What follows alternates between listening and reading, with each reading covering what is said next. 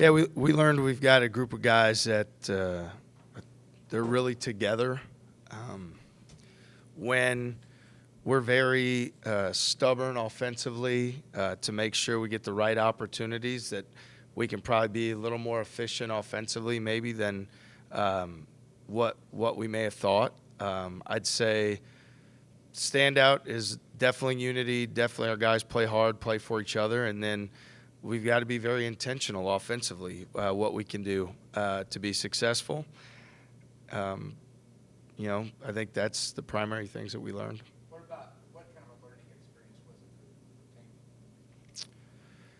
Yeah, great for Taman to be able to play, the minutes he did against that level of competition for 3 games in 4 days, and for him to handle the pressure the way he did, to make plays for his teammates, to get to the basket, especially that last game, and be able to make some plays off the dribble, off the high ball screen. Taman's, he's got a really good court demeanor, really great maturity for a freshman. That was a big test for him, and he answered the bell, and we've got a lot of confidence in him, and he'll continue to improve, getting those type of minutes.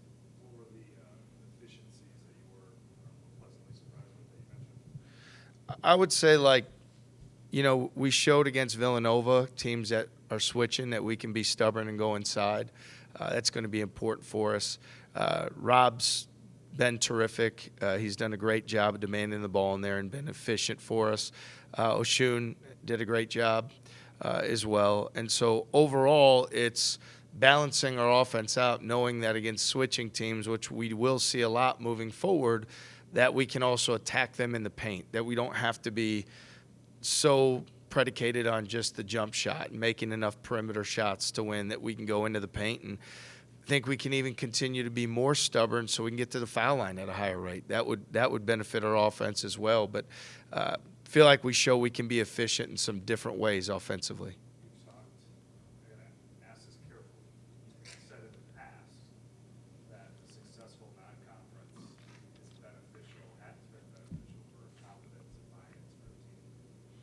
Do you feel like you got that with those 2 wins in Portland for the team? Can I have that benefit? Yeah, it certainly can. I mean, you love to win every game. That's obviously you're competitive. You want to win every game. But you also realize the tournament that we just played in had 16 phenomenal teams. And we played three teams and 3 programs that are, in the top every year in the country. So I'd say to be able to beat a program like Villanova, like North Carolina, our guys should have a lot of confidence. To beat those type of programs, especially when we have 8 new guys and we're just coming together and we're figuring things out. So, I think for young people, a lot of time, especially early in the year, those successes create that higher degree of buy-in or that belief in that all the hard work they're doing, and hopefully that's what happened, for our guys by the experience we just had. How important is that too? Because you guys are winning the hard way with defense first. How important is it to show this is hard? You got to do it every night, but there is payoff.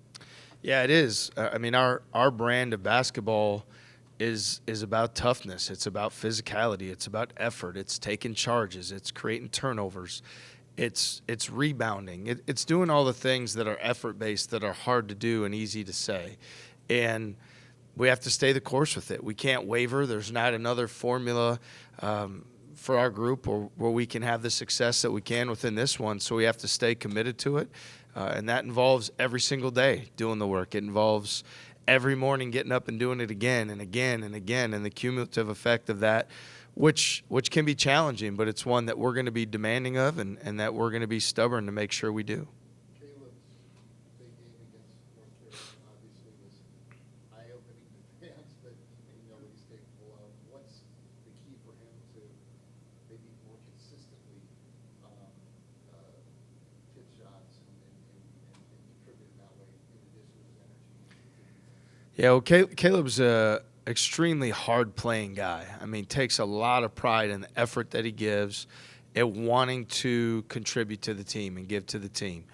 At times, I feel like he can be really hard on himself and mentally.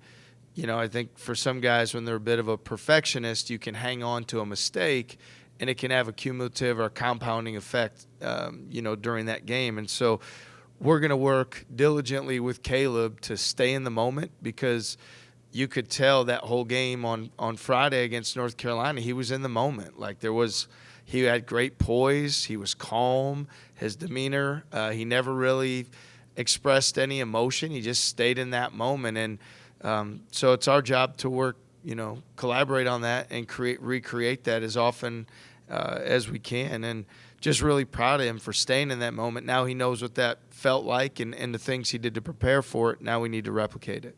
And just quick follow-up, you talked about the efficiency, double back to that, I guess.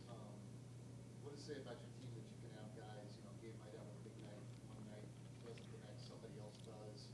You're getting guys contributing, in a lot of different ways. And, you've got, that variety, I guess, being able to give your offense.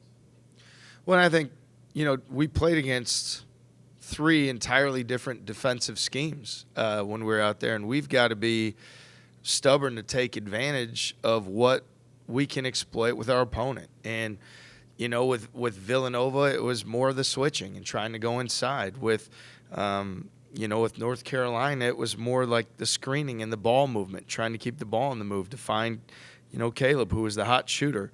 Against Connecticut, which we didn't do as good of a job, it was, to play off the middle ball screen down the middle third of the floor, because they're pressuring and stretching things out. So there's always going to be plans of attack to, take advantage and exploit the defense.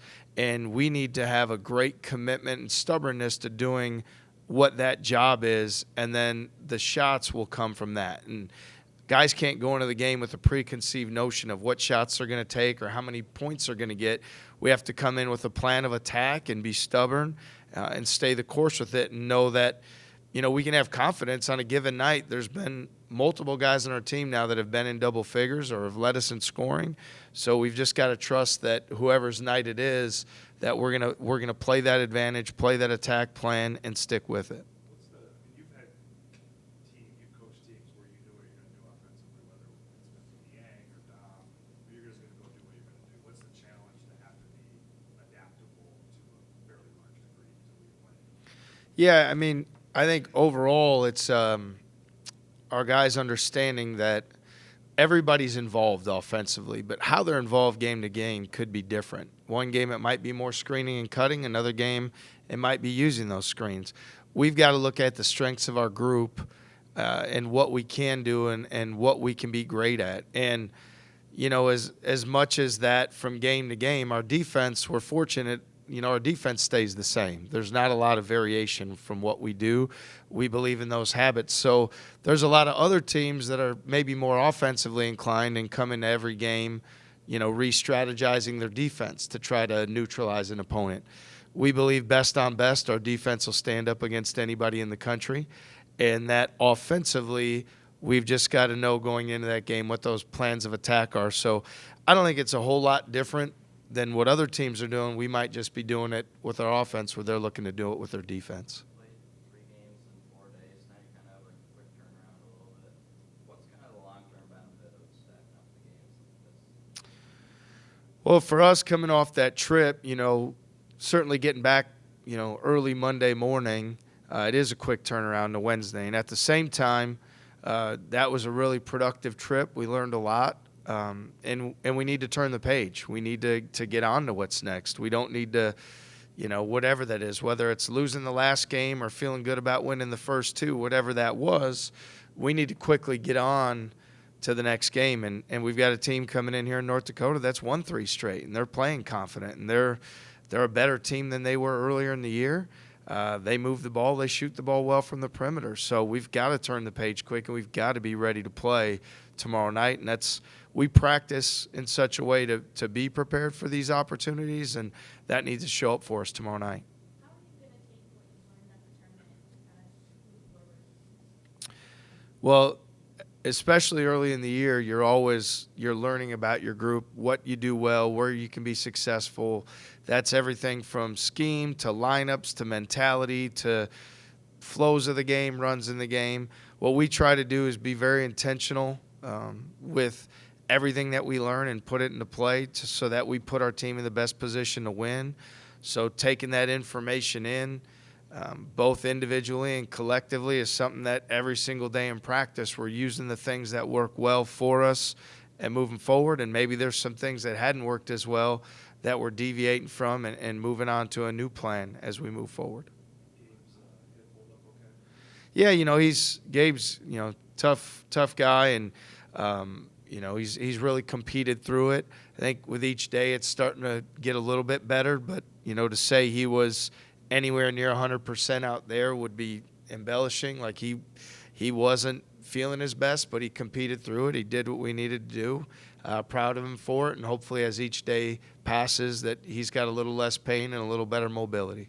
How has Jaron, been able to impress not only with kind of that local leadership, but it seemed like in the UNC game, even, though Caleb hit some big shots, Jaron kind of made some big shots to keep things around 4 or 6 when you guys were kind of forming that comeback late.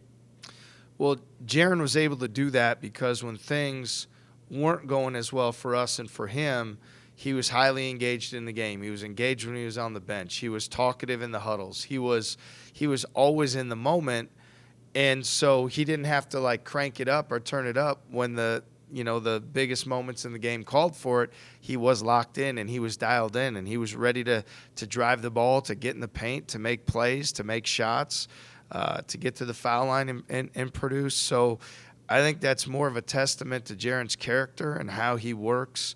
I know that he doesn't take this opportunity for granted to come here and be a guy that, he could make that next step with his game and his progress and his development. And so he cares about it. So he's ready when those moments present itself. None bigger than, you're playing the number 1 team in the country and you're trying to come from behind late and he's making big plays. So hats off to him.